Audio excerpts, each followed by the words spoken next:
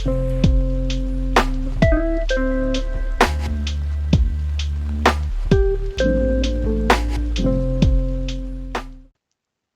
you like this video, please give it a thumbs up, smash the like button, and feel free to share it with others so that they can see it too. And if you're new to this channel, please feel free to subscribe and hit the notification bell so that you can get updates on what I'm doing for this channel. Thank you all so much for your support. Hello, everybody. Welcome back to another episode of STVCastle Chess. This is episode number 29, and I'm glad to be back doing this after recovering from a breathing-related illness, bronchitis, if you will. So let's just get right to it. For this game was played a little while ago. But the one thing that I could note about this game before I get into the analysis of it is that this was more of the wild kind of games where I had to make a big decision in the middle here, where I'm being honest with you guys, I did not feel comfortable in many spots in this game. And I give a shout out to this guy, AFL, his username AFL, my opponent here. He made it very uncomfortable for me early on in this game as far as the positioning on the board goes. But as you will see here, after I made that big decision, things just opened up for me. And that's like honestly, that's one of the more crazier things that could happen to someone like me in a game of chess, because normally it doesn't happen that way for me when I make such a big decision, hence the title of this video. There's a hint right there. So let's just get right to it. Let's get to the game. AFL, he has the white pieces and I have the black pieces. And as you will soon discover here, I play the French defense as black. And the French defense is definitely a defense that I'm very comfortable playing. Although there are certain setbacks to the French defense that if you're not prepared for, you could get busted very quickly on it. Just so you know. Anyway, e4, e6. That is the standard opening for a French defense kind of look. As black, you play e6 to start it up. d4, d5. There you go, French defense. Knight c3, and this leads into a variant called the Winower variation. Hope I'm saying that right. Advanced variation, whatever you want to call it. Bishop b4, I attack the knight right away. e5, and that's one of the setbacks that I was just talking about. When you're playing the French defense, you got to be prepared for this kind of blockade with these two pawns that white may give you. Because white is not obligated to exchange pawns here. White can simply advance this pawn here like what AFL just does here with e5. And then you have to maneuver around that. And that is one of the setbacks that you have to account for if you're black. And I might as well say that as a tip for this game, just so for you guys watching here. Anyway, knight e7. I have to develop my knight somewhere. So e7 seems to be the most logical place for that. a3. The pawn is attacking that dark square bishop. I have to move the bishop somewhere. I move it back to a5. f4. I waste no time and I go ahead and castle, which on the surface, that would seem like a logical move. I mean, wouldn't you think so? That one of the keys to getting development going would be to get your king in a position to castle. On the surface, that would be it. Knight f3. But watch what's happening here, guys. Knight b to c6. Bishop d3. I hope you're seeing what I'm seeing here, guys, in this position, that white, AFL, he's starting to apply pressure to this side of the board where my mouse is hovering over right now. I drop my bishop back again to b6. Now, White, AFL, he goes ahead and he captures the h7 pawn with his bishop. He sacrifices his bishop right off the bat. Bishop takes pawn h7 check. And I'm not going to lie to you guys, that caught me off guard. It did. And there are times in games like this where my opponent will play something like that and it will catch me off guard. I should know better by now when it comes to moves like this. I don't take the bishop because I've seen this scenario before, guys, where the opponent captures that corner pawn with the bishop, daring me to capture the bishop back, but then other stuff happens where I get caught in a trap for a combination of pieces. The combination of pieces I'm talking about would be the knight and the queen. Because if I were to capture back that bishop with the king, the knight would go in with the check, with the L-shaped move pattern here. And then I have to move the king again. And then look, the queen just jumps right in on the edge, and there you go. So I don't take the bishop. That's one reason why I don't do that. Bishop e3. Knight f5. I get this knight out here so that I can try to get some sort of development going here. Bishop captures knight f5. Pawn takes bishop f5. E takes bishop f5. So AFL goes ahead and moves his knight anyway to g5. And this is the critical moment of the game that I'm going to share with you right now, guys. It's definitely critical when it comes to developing your chess as a player. And some of the things that you're going to learn along the way when you're trying to play better chess, it may not be always so pleasant. Let me just say that right off the bat. And this is what I mean. Queen sacrifice. Now, when I made this move, I knew that I wasn't going to like it, but I had to do it because I knew AFL was going to come crashing in with his own queen and try to checkmate me here in the corner. I cannot have that. And yes, I was not obligated to take the knight. Didn't have to. I was not in any immediate danger of that checkmate. But I felt as if I did not capture that knight right away with the queen, it would have been so chaotic and it would have been so much of a mess for me that I could not get out of. That's why I made this queen sacrifice. And that's just a tip. That is a tip I'm going to share with you guys right now. Be prepared to make these kinds of sacrifices. If you're going to get better in the game of chess, no matter where you're at in development as a player, you've got to make big decisions like this because that could be the difference between winning and losing an entire tournament. Just being honest with you guys. So queen takes knight g5. F pawn takes queen g5.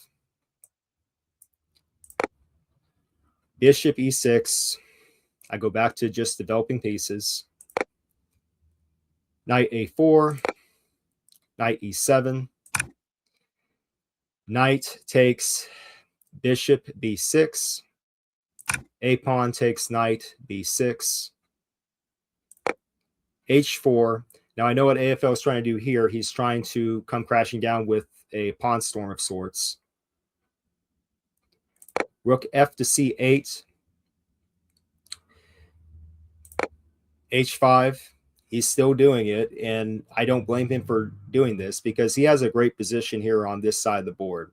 He has a tremendous position on this side of the board, the king side. It's just on the surface right now, it's very amazing what he's doing. I'm not going to lie. So I got to get out of the way. King to g8.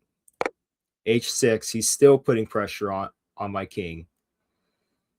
He's daring me to capture the pawn. I don't want to do that. So g6. Queen f3. c5. So I'm trying to start a counterattack of sorts on the queen side here if you shifted this side of the board. That's what you have to do. You have to take the attention away from the king side and apply it back to the queen side in this case. Take.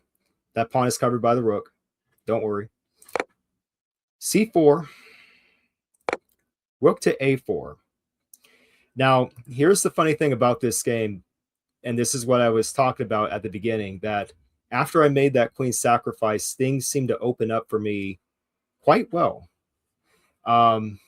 Because AFL, for whatever reason, he started making moves that were not bad, but not as aggressive as when he first started out in this game. It's like he took his foot off the gas a little bit, if that makes sense. Bishop captures the pawn on c5. So he's willing to make another sacrifice of a bishop. I go ahead and take back with the rook, c5. C takes d5. And I go ahead here with the lateral movement of the rook e4 check. Because I have both these pawns covered by the rooks, by the bishop and by the knight. I am not scared at all of these pawns here in the middle. I have a direct check right here of the king. He's got to move his king. King f2. Rook c2 check. At this moment, guys, I could sense that there was like some sort of weakness going on here with AFL's position. For whatever reason, he didn't seem to pick up on what I was doing here at this moment. Like I said, it just looked like and it felt like he just took his foot off the gas. And I'm just kind of wondering why. King to g3. Bishop takes pawn on d5. Opening up the possibility of a discovered attack on the queen. But he notices that. Queen to d3. f4 check. I go ahead and just check the king with the pawn. King goes back to h2. Rook to c to e2 to connect the rooks. Rook a to c1. I do know what he's intending to do with that move. He's intending to move the rook down at some point to c8, even though my knight is protecting that square. Rook 4 to e3, attacking the queen directly. So here again, another questionable move by AFL, as I just mentioned. Rook to c8 check, not a good move, on the surface here, because I can easily take with the knight. I could. But even with that, I saw such weaknesses in White's position at this point that it didn't seem to bother me what the rook was doing. King to h7. Could have taken the rook, but I just chose not to. Queen to b5. And here is the deciding move of the game, the last move of the game. And once again, it happens to be the case for me in these games where I don't even know initially that it's checkmate, but it is. Rook takes pawn, g2, checkmate. And somehow, some way, guys, I'm able to win this game. To say that I would be surprised with this end result would be an understatement. So my concluding thoughts on this game, you can apply this as a tip if you want, but my concluding thoughts of this game would be this.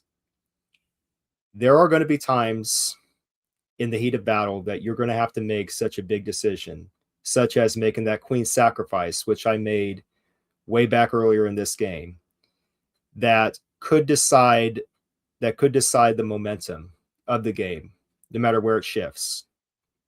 And this is part of like the mental, emotional, psychological, whatever you want to call it, aspect of the game of chess, is that you got to be prepared here. You got to be prepared here to make such a decision. It's not always easy. I know that, guys. But for those of you just getting into the game of chess and you're really wanting to figure out how to score that deciding move, sometimes it takes a queen sacrifice, as crazy as that may sound initially. So my concluding thoughts would be just that. Don't be afraid to make such don't be afraid to make such a bold decision, because you can't be so conservative minded when it comes to the game of chess. You can go through chess history and see all the great attacking players in time, how they managed to score victories like this after sacrificing big pieces like a queen or a rook. Just go through all that and you'll see how they were able to manage that kind of workload to get to this checkmate sequence. So definitely a wild game. Definitely not the kind of game that I drew up initially. Kind of laugh at that, but yeah, it turned out well, didn't it? It ended up being a good game here, something that I could take back and learn. And that's what it is. That's what it's all about, guys. When you play the game of chess, you learn. No matter how well or not so well you're playing in a game, did you learn something from it? And here, I can tell you guys right now, yes, I did. I learned quite a bit from this game. So, with this game, guys, I hope that you got something positive out of it. I hope you got something good out of it. If you like this commentary that I just provided, please leave a like, give this video a thumbs up, smash that like button, as they always say. If you're new to this channel, please feel free to subscribe. Click the subscribe button, hit the notification bell so that you can get updates on what I'm doing here. And feel free to donate to my Ko-fi page if you feel led to, only if you want to. And so, yeah, let me know what you guys think about this game. And as always, I'll be coming back with more chess-related content for STVCastle, for regular videos like this and live streams. I am getting into live streams for like 1 hour runs of playing online chess. So if you guys are available, feel free to hang out with me in the chat room while you're watching me play online chess for an hour. That'd be great. My name is Stephen Vitt, and I enjoy playing chess. Take care, guys. Bye.